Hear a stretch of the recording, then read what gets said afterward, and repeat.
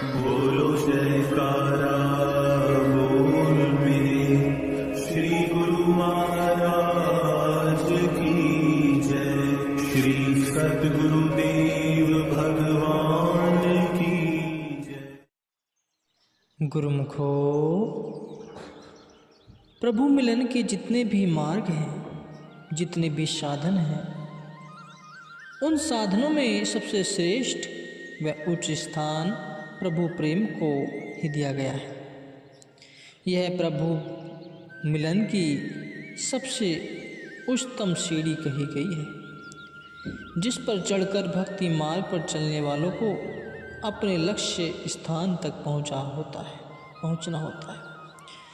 सच्चा प्रेम ही एक ऐसा साधन है जिसमें सब ज्ञान व योग आदि साधन स्वयमेव आ जाते हैं।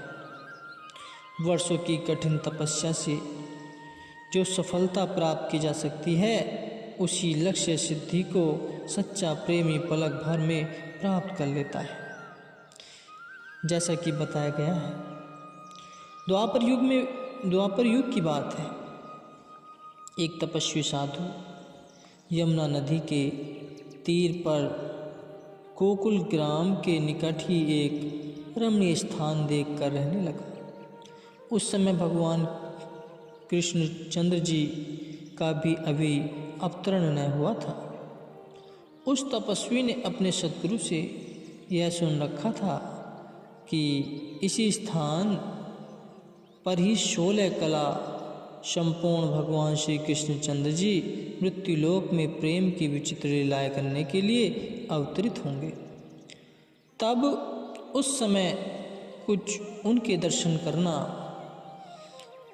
तुम उनके दर्शन करना, अपने सद्गुरु से इस प्रकार के वचन सुनकर व उनकी प्रेममयी लीला का दिव्य आनंद प्राप्त करने की लालसा से ही उस साधु ने गोकुल ग्राम के समीप ही आश्रम बनाया था। योग साधना और तपस्या करना, यही उसका नित्य प्रति का नियम बन गया था। परंतु इतनी बड़ी साधना करने के उपरांत भी उसके मन की इच्छा पूर्ण न हुई। उसके पश्चात एक बार वे ऐसे समाधिस्थ हुए कि उन्हें बाहरी जगत का कुछ ज्ञान ही नहीं रहा। लंबी अवधि के पश्चात जब उनकी समाधि खुली और वे अपनी गुफा से बाहर आए, तब ईश्वर मृत्युलोक में भगवान श्री कृष्णचंद्र जी का अवतार हो चुका था तथा समस्त गोकुल ग्राम में नित्य प्रति नई रास लीलाएं व प्रेम के कौतुक होते रहते थे।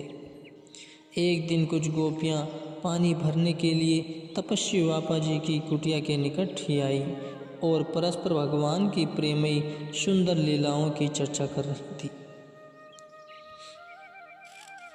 उन सरल हृदय वाली गोपिकाओं का भगवान के प्रति जो अनन्य प्रेम था, वह किसी से छिपा हुआ नहीं था। उस समय साधु ने प्रभु चर्चा सुनी और गोपियों के समीप आए। तपस्वी को सामने खड़ा देख गोपियों ने प्रणाम किया।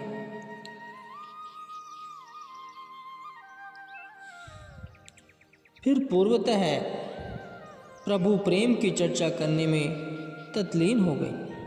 प्रेममयी बातें सुनकर उन्हीं तपस्वी साधु ने गोपियों से प्रश्न किया, क्या सचमुच ही श्री कृष्ण जी का गोकुल में अवतार हो चुका है? तब उन्होंने बताया, हाँ, हम तो उनके प्रतिदिन ही साक्षात दर्शन पाती हैं तथा अनेक प्रकार की प्रेम लीलाएं उनसे करने का सौभाग्य भी हमें प्राप्त है। तो पुनः आश्चर्य मुद्रा से पूछने लगे, क्या आपको उनके भूमंडल पर अवतार लेने का भी पता नहीं? आप कौन सी दुनिया में रहते हैं? अजी, उनकी तो समस्त ब्रजभूमि में धूम मची हुई है। तब उस तपस्वी बाबा ने कहा कि मैं तो चिरकाल से इस कंदरा में तपस्या कर रहा हूँ, इसलिए उनके विषय में कुछ भी नहीं जान सका। गोपियाँ फिर कहने लगी, बाबा, यह तपस्या तुम किस लिए कर रहे हो? हमारे भगवान तो प्रेम अवतार हैं, उनके चरणों में मन लगाओ, व प्रेम का आनंद प्राप्त करो। बाबा जी ने ठंडी सांस भरकर कहा, कि हे गोपिकाओं, मेरे इतने सौभाग्य कहाँ, फिर भी मैं उन्हीं के दर्शन व सुंदर लीलाएं देखने के लिए बहुत आतुर हूँ। तपस्या भी इसी उद्देश्य से कर रहा हूँ। अच्छा, आप मेरा एक कार्य कर दें तो मैं आपका जीवन कृतज्ञ बना रहूँगा। गोपियों ने पूछा, वह क्या कार्य है आपका? तपस्वी महाराज बोले, मुझे भगवान श्री कृष्ण जी के दर्शन पाने की तीव्र अभिलाषा है। अतः जब तुम उनके दर्शन करने जाओगी तो मेरे ओर से युगल कर बांध कर यह विनय करना कि अमुक स्थान पर एक बाबा आपके दर्शन करने की लालसा में कई वर्षों से तपस्या कर रहा है। उसे कब आपके श्री दर्शन करने का सौभाग्य प्राप्त होगा? तो गोपियों ने बाबा जी को यह संदेश श्री भगवान जी के चरणों में पहुंचा देने का वचन दिया। तब भी तपस्वी पुनः बोले, वहाँ से जो उत्तर मिले वह भी मुझे शीघ्र आकर सुनाना। गोपियों ने वापसी उत्तर देने का भी वचन दिया और अपने अपने कलश उठाकर अपने घरों की ओर चलती बनी। सायंकाल की रासलीला के समय श्री भगवान जी के चरणों में उस साधु के विषय में गोपियों ने विनय की तथा उनका दिया संदेश भी कह सुनाया। उत्तर में श्री भगवान तनिक रुखाई से मुस्कुराते हुए बोले, उसे कह दो कि कुछ समय अभी और तपस्या करे, तब हमारे दर्शन होंगे। दूसरे दिन गोपिकाएं तपस्वी के आश्रम पर गईं और श्री भगवान जी द्वारा दिया हुआ उत्तर उन्होंने अक्षरशः कह सुनाया।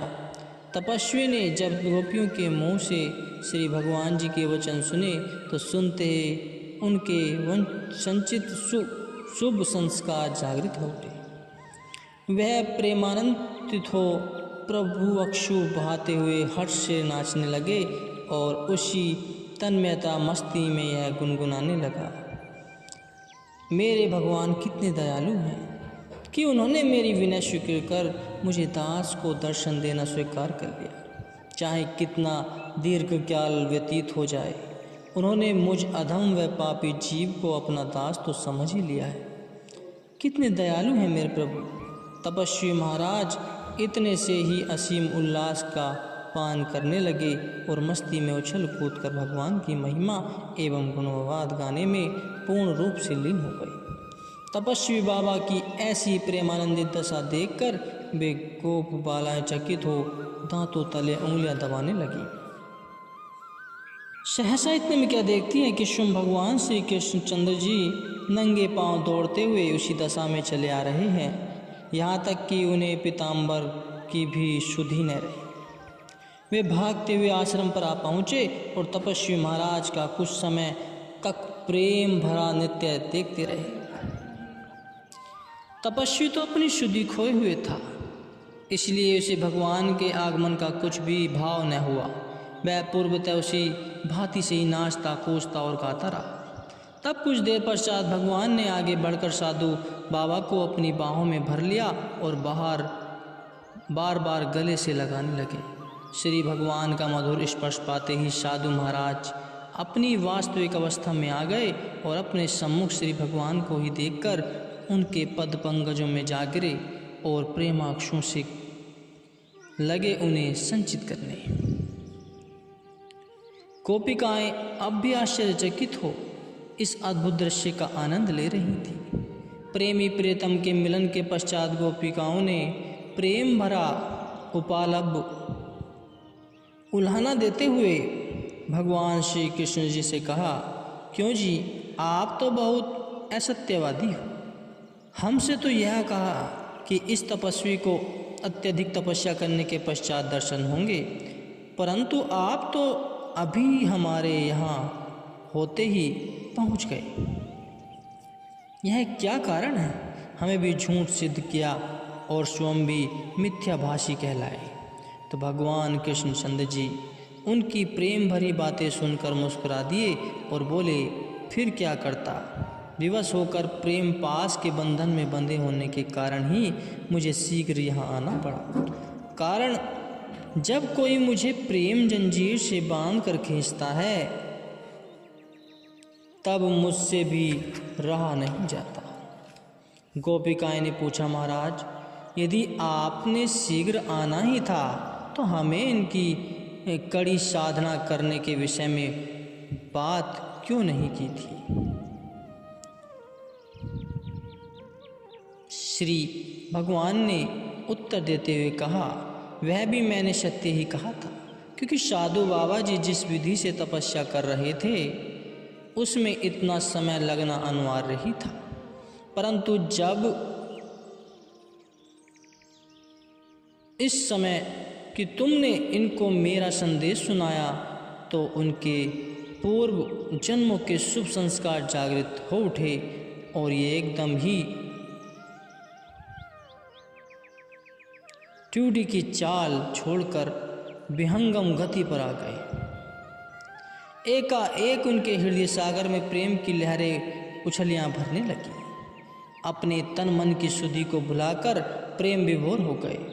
तन्मयता की जिस दुर्लभ अवस्था में पहुंचने की इन्हें कई वर्षों से साधना की आवश्यकता थी, उसी मंजिल को सच्चे प्रेम के द्वारा इन्होंने निमिष मात्र में क्षण भर में प्राप्त कर लिया। वैसे तुम जानती ही हो कि सच्चे प्रेम और तड़प में कैसी शक्ति निहित है।